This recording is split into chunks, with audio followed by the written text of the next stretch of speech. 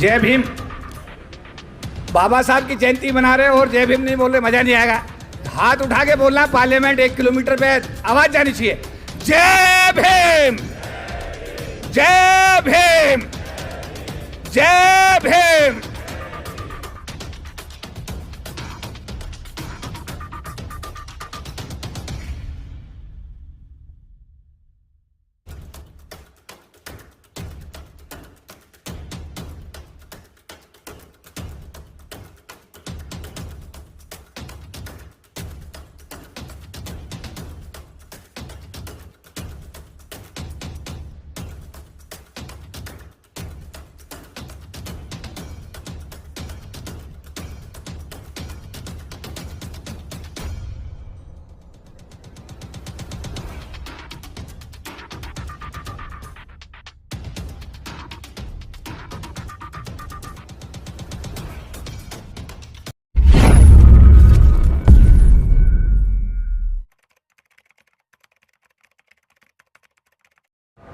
और साथियों,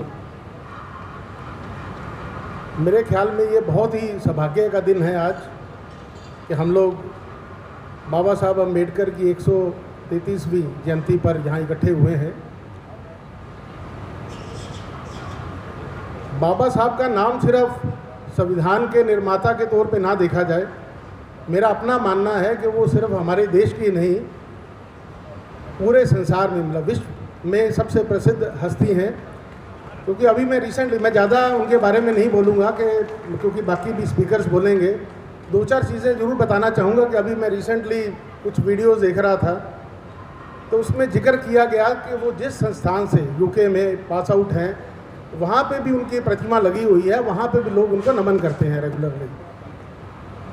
दूसरा, जब हमारा देश आज़ाद हुआ तो तब मुझे खैर बताने की ज़रूरत नहीं है कि बहुत सारी हमारी सोसाइटी इतने हिस्सों में बटी हुई थी, 5 से ज़्यादा प्रिंसली स्टेट्स, कुछ डायरेक्ट कंट्रोल ब्रिटिशर्स, और कुछ बहुत सारी, मतलब 1000 से ऊपर तो यहाँ की लैंग्वेज और डायलेक्ट हैं, इतने सारे धर्म हैं, इतनी बटी हुई सोसाइटी है, और उनको इकट्ठा करना और एक ही संविधान के अंतर्गत सोचने में नेक्स्ट टू इम्पॉसिबल लगता है। जब बारी आई संविधान बनाने की, यदि आपने हिस्ट्री में पढ़ा होगा, मुझे वो सन तो याद नहीं है, लेकिन ब्रिटिशर्स ने उस समय चैलेंज दिया था ऑल इंडिया कांग्रेस को कि आप अपना संविधान बना के दिखाइए। उस चैलेंज को स्वीकार किया, संविधान के लिए कमेटी बनाई, वही वाली कमेटी फिर आगे बढ़ी। जब देश आज़ाद हुआ तब वर्ल्ड ओवर ये चर्चा थी कि ये इतनी बटी हुई सोसाइटी अपना कैसे संविधान बना सकते हैं। संविधान बना, 2-2.5 साल लगे। उस समय भी ये था कि कितने साल चलेगा, डाउट थे, वर्ल्ड ओवर डाउट था कि इतनी बटी हुई सोसाइटी और ये कैसे आगे बढ़ेगी। ना कि हमारा संविधान आगे बढ़ा, इतने साल हो गए हैं, वर्ल्ड ने टेस्ट किया, बल्कि और दिन ब दिन और स्ट्रांग हुआ है। उसका एक छोटा सा एग्जांपल है कि यदि आप हमारे ही पड़ोसी देश से कंपेयर करें कि वो भी आज़ाद हमारे साथ ही हुए, उनको संविधान बनाने में 10 से ज़्यादा साल लगे, लेकिन उनकी सरकार 10 साल से ज़्यादा नहीं चल पाई संविधान के मुताबिक। कितनी बार फेरबदल हुए उसमें, कितनी बार मिलिट्री टेक ओवर हुआ, जो कि हमारा संविधान बिल्कुल इंटैक्ट है और दिन ब दिन और स्ट्रांग हुआ है। और ये वर्ल्ड ओवर देखा गया, और सबसे बड़ा रिटर्न डॉक्यूमेंट जो कहते हैं, रिटर्न डॉक्यूमेंट जिसमें इतने सारे आर्टिकल, सबसे अच्छी अच्छी चीज़ें लेके बनाया हुआ है। और उसके लिए कौन बधाई पात्र है? हमारे बाबा साहब अम्बेडकर। और उनके बारे में और है कि उसमें हालांकि एक कमेटी थी, ड्राफ्टिंग कमेटी थी, लेकिन यदि कमेटी के बाकी मेंबर्स की कंट्रीब्यूशन देखें, कोई 2 महीने रहा, कोई 3 महीने रहा, तो 90% से ज़्यादा जो कंट्रीब्यूशन, जो काम किया था, वो बाबा साहब ने किया। और एक और चीज़ मैं इसमें ऐड करना चाहूँगा कि आजकल हम बड़े मॉडर्न अपने बच्चों को कोई मोटिवेशनल स्पीकर उनके पास ले जाते हैं या उनकी सुनाते हैं, लेकिन मेरे विचार में यदि आप बाबा साहब अम्बेडकर की अपनी ही जीवन गाथा देखें या पढ़ें उसके बारे में, सबसे बड़े मोटिवेशनल तो वो है। उस समय हमारी सोसाइटी का क्या हाल था कि पिछड़े हुए लोगों को कैसे ट्रीटमेंट किया जाता था, उनको पढ़ाई के लिए क्या क्या नहीं करना पड़ा, क्या क्या नहीं झेलना पड़ा, कितनी जिल्लत झेलनी पड़ी सोसाइटी से, उसके बावजूद भी वो आगे बढ़े। ना कि सिर्फ सफल हुए, बल्कि पता नहीं कितने लोगों को वो पीछे छोड़ के सबसे आगे निकले। तो ये बहुत बड़े प्रेरणा का स्रोत है हमारे लिए। और इसीलिए मैंने कहा कि आज से ज़्यादा बढ़िया दिन और नहीं हो सकता। तो इसके लिए यहाँ उपस्थित हमारे सब भाइयों को एक बार फिर से बधाई। लेकिन ये सिर्फ पढ़ने या लिखने की बात नहीं है। भारत का संविधान जरूर लिखा है, लेकिन उसमें अभी भी इतनी सोसाइटी आगे बढ़ गई, इवन बड़े शहरों में जहाँ पढ़े लिखे लोग हैं वहाँ पे भी अभी भी डिस्क्रिमिनेशन बहुत ज़्यादा है, बहुत सारे गैप्स हैं प्रैक्टिकल लेवल पे। उसके लिए हमें सबको हर एक को कंट्रीब्यूट करने की ज़रूरत है, क्योंकि संविधान अपनी जगह है, उसको अच्छे ढंग से लागू करना, जिसमें हर नागरिक की, जो यहाँ बैठे हैं सब लोगों की कंट्रीब्यूशन की ज़रूरत है, ये हमें नहीं भूलना चाहिए। Thank you. Director general CPWD, special director general, additional director general, मेरे साथियों, today by looking into the invite from your side, few days earlier, I come to know that we will be together once again on this great time when we really need to remember Baba Saheb Bhimrao Ambedkar, because today is the time when every have to come together for equality. Equality was the main message from Baba Saheb Bhimrao Ambedkar, as if he was a saint. He was not only scholar to make the Constitution of India, but the difficult question in the history of India was to keep we together. By his intelligence, we are together now. It's very difficult for even in a family, how a father will make the rules in his family so that any of the downtrodden son do not leave behind the another son who is very intelligent and having better opportunity. It is difficult to plant in a family itself where there are 5 to 10 members. We can certainly bow our head to the greatness of our nation builder, Baba Saheb Bhimrao Ambedkar, who has given us a constitution which is top in the world. And all the castes in India, they get the opportunity because of this reservation which was actually considered by him.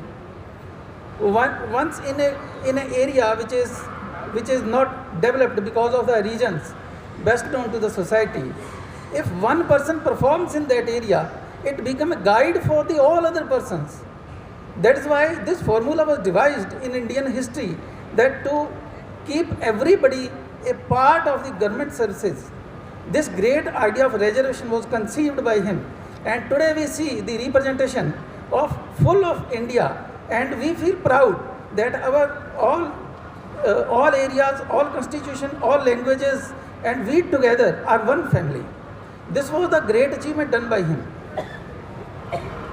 We should all, I should personally thank to our organization who has made this event successful here and invited me. I am very, very thankful for that. Thank you so much. Honourable chairman साहब, सभी साथियों, एक हर्ष का विषय है। हर वर्ष की भांति इस वर्ष भी हम लोग बाबा अम्बेडकर साहब जयंती मना रहे हैं, और इस जयंती को मैं लगभग जब भी निर्माण भवन में रहा हूँ हमेशा ही अटेंड करता रहा हूँ, और बाबा साहब अम्बेडकर के बारे में बहुत कुछ कहा जाता है, बहुत कुछ हम लोगों ने पढ़ा है, बहुत कुछ हम लोगों ने सुना है, और बहुत कुछ हम लोगों ने हासिल किया है। तो एक ऐसी शख्सियत अजीम है कि जिनकी विचारों से जो प्रेरणा है वो आज भी बह रही है। उस विचारों से प्रेरित होना ही हमारे लिए आवश्यक है। तो अभी मेरे पास एक बहुत ही बेहतरीन कोट है जो मैंने अभी अम्बेडकर जयंती के ऊपर सभी अपने साथियों के साथ शेयर किया था, वो मैं दोबारा रिपीट करना चाहता हूँ। बाबा अम्बेडकर साहब ने कहा, I like the religion that teaches liberty, equality and fraternity. तो इन 3 शब्दों में बाबा साहब ने हमारे लिए पूरा ज़िंदगी का सफ़र देश के लिए, देशवासियों के लिए आसान कर दिया है।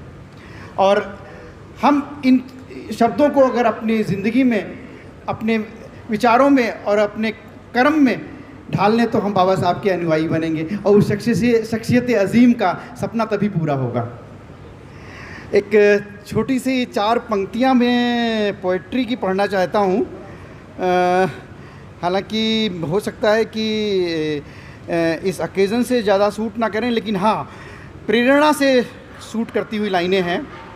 चल रहे हैं हम, तू भी साथ चल, चल रहे हैं हम, तू भी साथ चल, दूर जाना है सारी रात चल।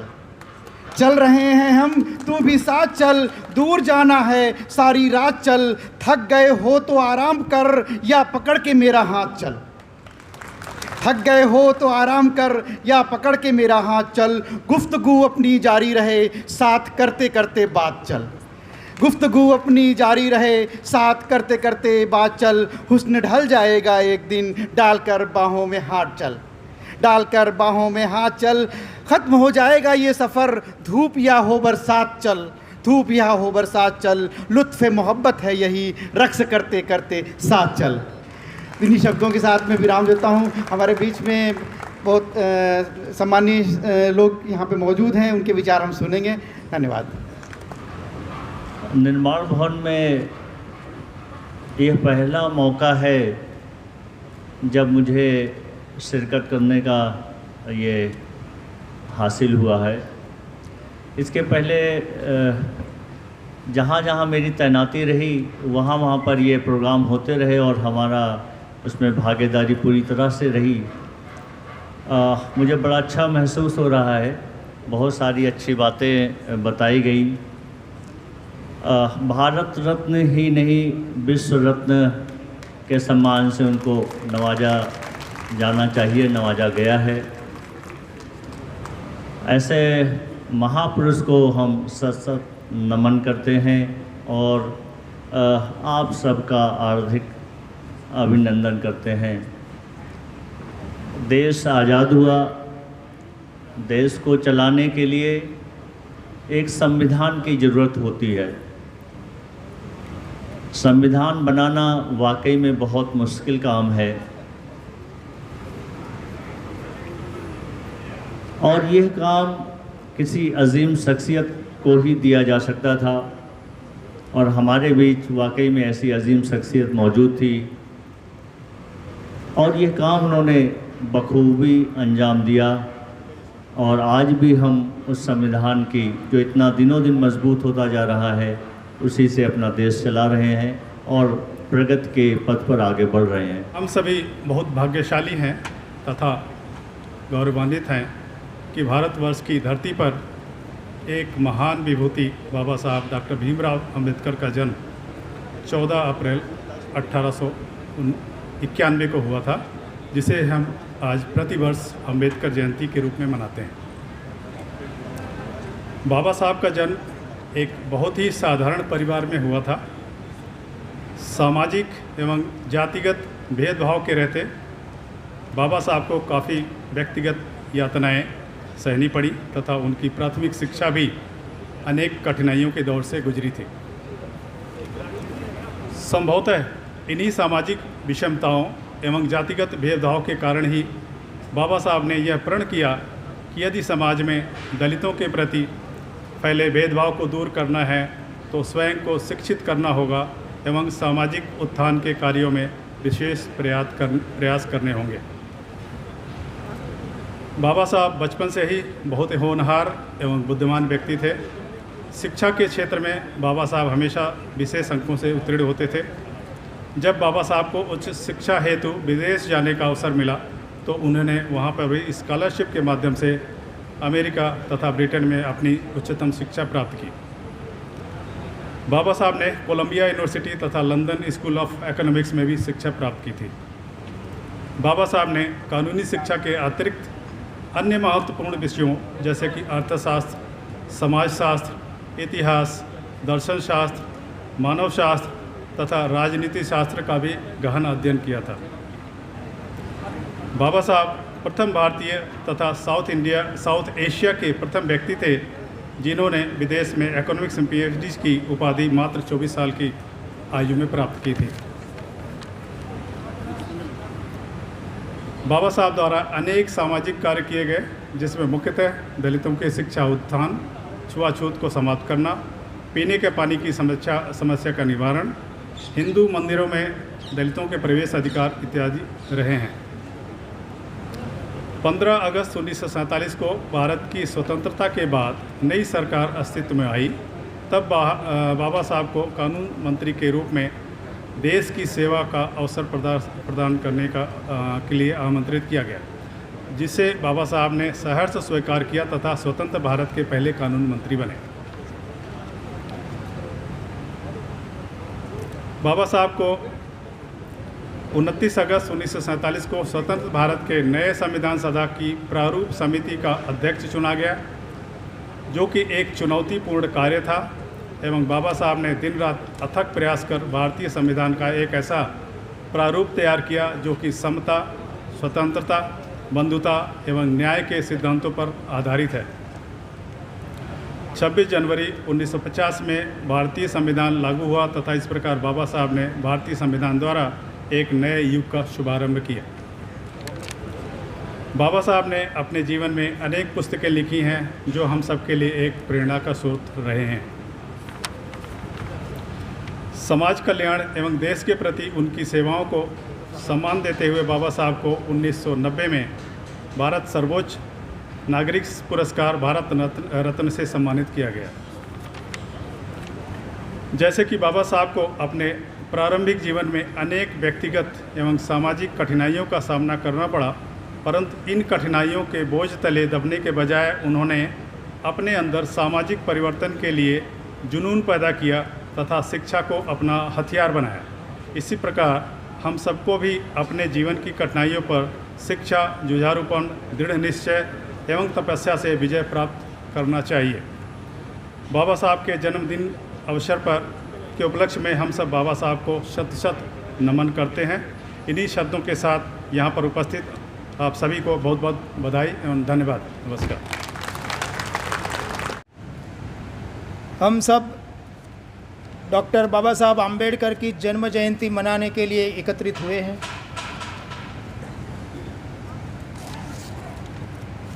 तब मुझे बाबा साहब आम्बेडकर ने, क्योंकि आप सभी अधिकारी हैं तो आप दिशा निर्देश करते हैं, बाबा साहब आम्बेडकर ने एक कथा कही है कि तथागत बुद्ध के जीवन के अंतिम दिन थे। उनके सभी शिष्य तथागत बुद्ध के आसपास बैठे थे। उस समय आनंद नाम का एक शिष्य था। शिष्य ने तथागत बुद्ध से पूछा कि भगवान बुद्ध हमें कुछ उपदेश दीजिए, कुछ मार्गदर्शन दीजिए ताकि इसके प्रकाश में हम आगे बढ़ सकें। तब तथागत बुद्ध ने कहा कि मैंने मेरे पूरे जीवन भर उपदेश दिया है, मार्गदर्शन दिया है, तो आप स्वयं अपना दीपक बनिए। और उन्होंने एक शब्द दिया था, अपदीपो भव। आप अपने अंतर्मन के अंदर दीप प्रज्वलित करिए और उसके प्रकाश में आगे बढ़िए। तो बाबा साहब आम्बेडकर ने हमें काफ़ी कुछ दिया है, काफ़ी कुछ लिखा है, मार्गदर्शन दिया है। तो उसके प्रकाश में हम सब आगे बढ़ें, यही उनको सच्ची श्रद्धांजलि हो सकती है। और बाबा साहब आम्बेडकर, मुझे ऐसा लगता है कि पहले जितना उनका मान सम्मान था उससे अनेक गुना मान सम्मान बाबा साहब आम्बेडकर का अब दिनों दिन बढ़ रहा है। मतलब कि बाबा साहब आम्बेडकर ने जो बातें कही थी, उन्होंने जो मार्गदर्शन दिया था, जो चिंतन प्रस्तुत किया था, वो आज भी और आने वाले अनेक सदियों तक समाज और राष्ट्र का मार्गदर्शन करने वाला है। अंत में 31 जुलाई 1956 उनके देहावसान के 4 महीने पहले उन्होंने अपना जो सचिव था नानक जी रत्तू उनको बुलाया था और उनको कहा था कि अब शायद मैं कितने दिन रहूँगा ये पता नहीं है, मगर मैंने जो अनेक यातनाएं सहकर, अनेक संघर्ष कर जो क्रांति रथ, जो सामाजिक रथ है, वो लाकर मैंने जहाँ खड़ा किया है, रत्तू तू मेरे समाज को जाकर कहना कि मैंने जहाँ पर रथ लाके खड़ा किया है, आप आगे ना ले जाओ तो सही है, मगर पीछे ना ले जाओ, इतना मुझे संदेश देना उनको।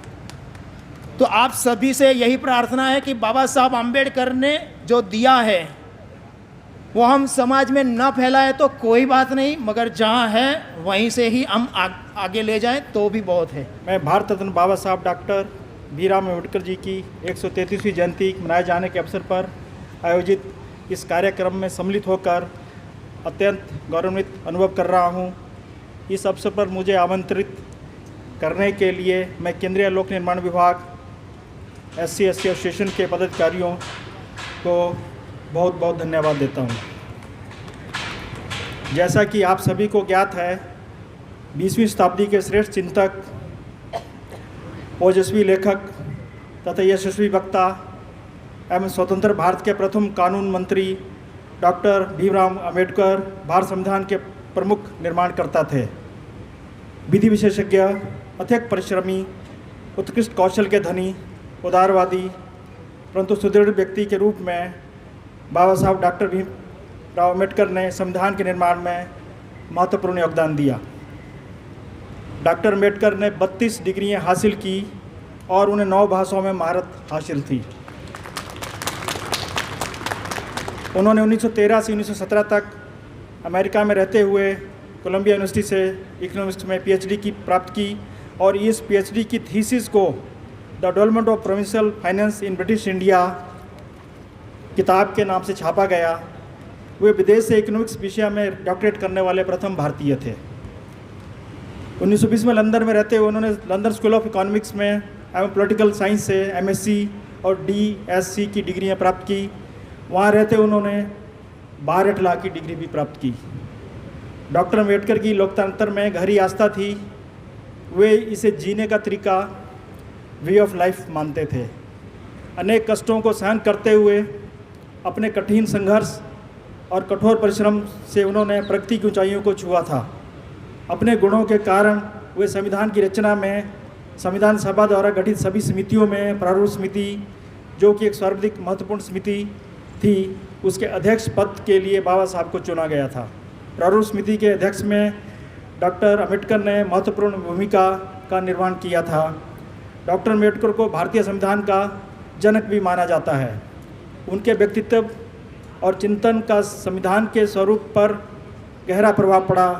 उनके प्रभाव के कारण संविधान में समाज के दलित वर्गों, अनुसूचित जातियों, जनजातियों उत्थान के लिए विभिन्न संवैधानिक व्यवस्थाओं और प्रावधानों का निरूपण किया गया। परिणाम स्वरूप भारतीय संविधान सामाजिक न्याय का एक अभूतपूर्व एवं जीवित दस्तावेज बन गया। मैं एक बार पुनः CPWD SC ST एसोसिएशन के इस अवसर पर आमंत्रित करने के लिए धन्यवाद देता हूँ। जय भीम, जय हिंद, जय भारत। इस कार्यक्रम के मुख्य अतिथि किशोर मकवाना जी, अध्यक्ष राष्ट्रीय अनुसूचित आयोग होने के कारण हमारे समाज के प्रथम नागरिक भी हैं एवं आशा करता हूं कि उनकी छत्र छाया में हमारे समाज का प्रत्येक व्यक्ति सुरक्षित रहेगा और उनके संवैधानिक अधिकारों का हनन नहीं होगा। यह बहुत हर्ष का विषय है कि हमारा संगठन all India CPWD SC ST association पिछले वर्षों की भांति इस वर्ष भी बाबा साहब की 133वीं जयंती निर्माण भवन के प्रांगण में मना रहा है। इस भव्य कार्यक्रम को सफल बनाने के लिए सभी का आभार। डॉक्टर BR अम्बेडकर को केवल दलितों के नेता एवं संविधान निर्माता के रूप में उभारा जाता है। बहुमुखी प्रतिभा के धनी महामानव डॉक्टर BR अम्बेडकर न केवल आधुनिक भारत के जन्मदाता एवं निर्माता संविधान शिल्पी हैं, बल्कि महान अर्थशास्त्री, कानून के विशेषज्ञ, समाजशास्त्री, विज्ञानवादी सोच के समर्थक, मानव एवं महिला अधिकारों के संरक्षक थे। बाबा साहब ने महिलाओं, शोषित समाज एवं उनके हितों का संरक्षण किया एवं उनके अधिकारों के प्रति उन्हें जागृत भी किया। उनके अधिकारों के लिए बाबा साहब ने जीवन भर संघर्ष किया। बाबा साहब ने कहा कि किसी समाज की प्रगति महिलाओं की प्रगति से मापी जाएगी। इसलिए बाबा साहब की जयंती विश्व के लगभग 100 देशों में मनाई जाती है। हमारा संगठन के कार्यालय देश के विभिन्न कोनों में हैं, जिनमें 4 रीजन्स हैं, western region, eastern region, southern region और दिल्ली रीजन। उसके बाद हमारे जोन्स हैं और फिर ब्रांच ऑफिस भी हैं। प्रत्येक रीजन में बाबा साहब की जयंती हर वर्ष मनाई जाती है और पिछले वर्ष भी मनाई गई थी और इस वर्ष भी मनाई जाएगी। और हम पूरे अपने संगठनों से जो हमारे हैं ब्रांचीज हैं, जोन से, उनसे आग्रह करेंगे कि बाबा साहब की जयंती हर वर्ष मनाएं।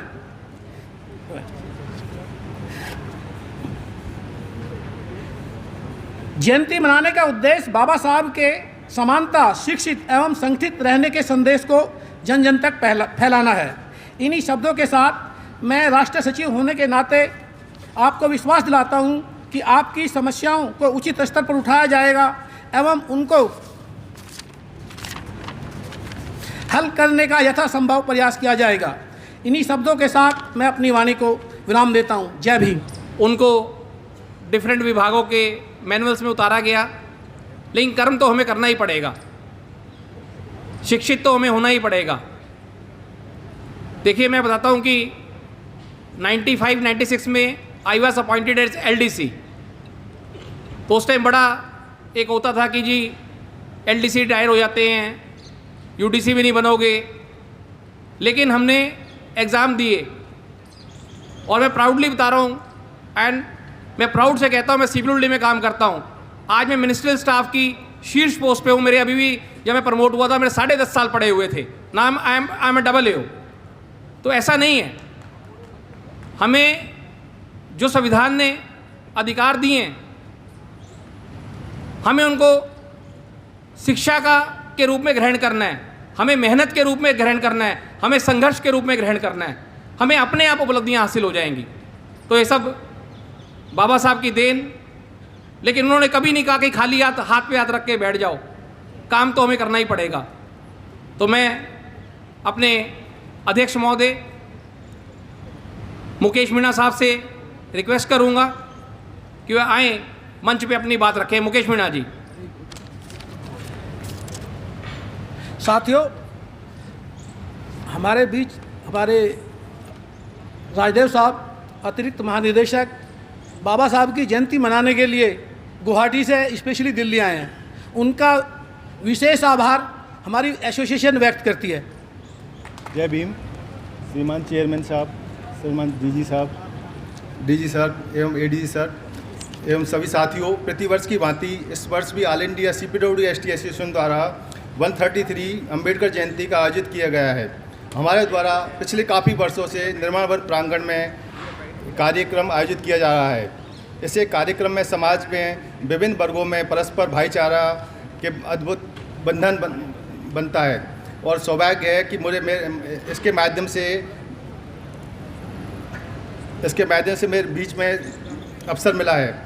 133 में जन्म दिवस को मनाए जाने के उपलक्ष्य पर आपका हार्दिक अभिनंदन करता हूं। मैं अपनी एसोसिएशन का अध्यक्ष होने के नाते आज के कार्यक्रम में भाग लेने आए अधिकारियों, कर्मचारियों एवं समस्त भारतवर्ष से आए एसोसिएशन के विभिन्न शाखाओं से आए प्रतिनिधियों को दिल से आभार व्यक्त करता हूं, जिन्होंने इस कार्यक्रम में आकर के इसकी शोभा बढ़ाई है। इसके अलावा इस विशाल कार्यक्रम को सफल बनाने के पर्दे के पीछे पूर्ण सहयोग देने वाले विभिन्न सभी जैसे CISF, हॉर्टिकल्चर, इलेक्ट्रिकल डिपार्टमेंट एवं सभी सेंट्रल टीम के सभी साथी जिन्होंने काफ़ी समय से दिन रात लग करके इस कार्य को सफल बनाने में सहयोग दिया, उनका विशेष आभार व्यक्त करता हूं। अनेक साथियों का हार्दिक सहयोग दिया, उसके बधाई के पात्र है। अंत में इस शानदार अम्बेडकर जयंती के उत्सव में आप सभी को मैं पुनः बधाई देता हूं।